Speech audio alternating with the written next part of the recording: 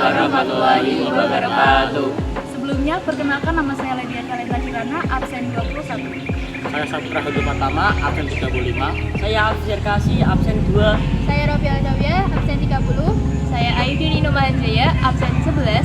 Saya Denny Dwi Saputra, absen 13. Kami dari kelompok 6 ingin mempresentasikan hasil diskusi kami. Simak video berikut ya. Harga dan perbedaan harga pasar. Harga adalah alat ukur nilai suatu produk atau jasa. Pada saat penjual dan pembeli melakukan transaksi, terjadi proses tawar-menawar dan kesepakatan harga. Kesepakatan antara penjual dan pembeli terhadap harga dan jumlah barang tertentu itulah yang disebut harga pasar atau harga keseimbangan, atau bahasa kerennya adalah equilibrium. Ibaratnya, pada proses jual beli biasanya terdapat proses tawar-menawar harga. Nah, dari perspektif pembeli tentu akan menawar dengan harga rendah untuk jumlah barang tertentu atau biasa disebut juga dengan permintaan. Sebaliknya, dari perspektif penjual tentu akan menawarkan dengan harga barang lebih tinggi untuk jumlah barang tertentu atau disebut juga dengan penawaran. Setelah proses tawar-menawar, kemudian akan disepakati tingkat harga antara penjual dan pembeli. Itulah yang disebut harga keseimbangan atau equilibrium. Pada suatu kurva permintaan dan penawaran, terdapat titik potong antara kurva permintaan dan penawaran, yang dimana itu merupakan harga keseimbangan atau titik equilibrium. Fungsi permintaan dan penawaran. Rumus menghitung fungsi permintaan dan penawaran yaitu sebagai berikut. Pasar dan aktivitas ekonomi.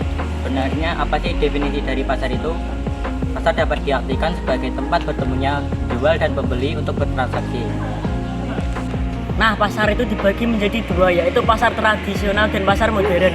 Selain itu juga terdapat pasar berdasarkan wujudnya, seperti pasar konkret yang dimana penjual dan pembeli saling bertemu, dan ada juga pasar abstrak di mana penjual dan pembeli tidak saling bertemu atau biasa disebut dengan online shop.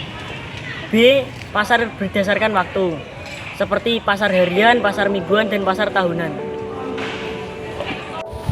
Pasar berdasarkan struktur dibedakan menjadi dua, yaitu pasar persaingan sempurna dan yang kedua yaitu pasar persaingan tidak sempurna.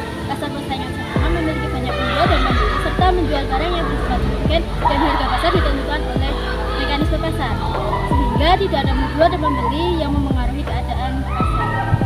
Selain itu, terdapat pula pasar persaingan tidak sempurna.